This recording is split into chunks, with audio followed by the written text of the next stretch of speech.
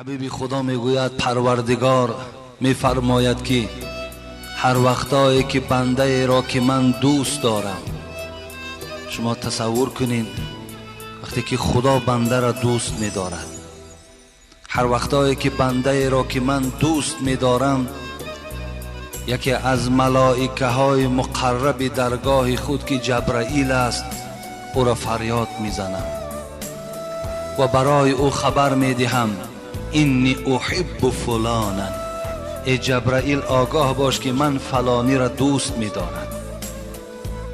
پس تو هم وظیفت همین است که باید که این بنده را که من دوست می‌دارم تو نیز باید دوست داری. پس جبرائیل این انسان دوست می‌دارد.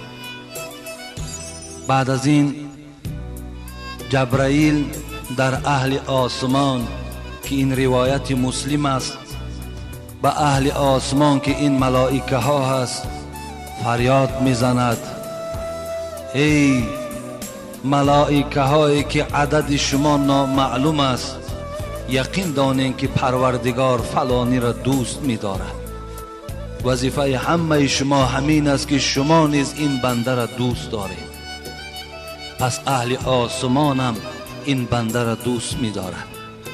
بعد دوست داشتن پروردگار جبرائیل دوست می‌دارد، تمام ملائک دوست می‌دارد. ثم یوزع له القبول فی الارض.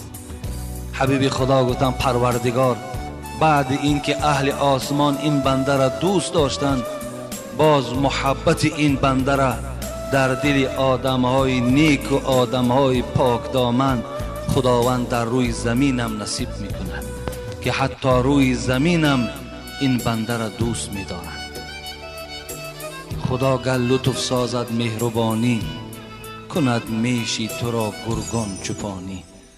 حضرت مولوی میگوید اگر خدا با شرطی که تو را دوست دارد، یقین دان که این گوییم که گرگ که دشمن گاو است، دشمن گوسفند است، زمان خدا اگر تو را دوست دارد، انا همین گرگ مال و گاو و گوسفند تو را پاسبانی میکند. شود ای بنده گر مولا به آزار، همه در هر دو عالم از تو بیزار. لیکن با شرطی که خدا اگر تو را بد دید، یقین دان که همه آن چیزی که خدا آفریده است همه اونها تو را بد میبینند. اگر الله شود از بنده راضی، و او یار است استقبال ماضی. لیکن با شرط خدا اگر کسی را که دوست داشت، هم زمان حاضرش هم زمان آیندهش همش حضرت گفتن نیک هستند. گذر از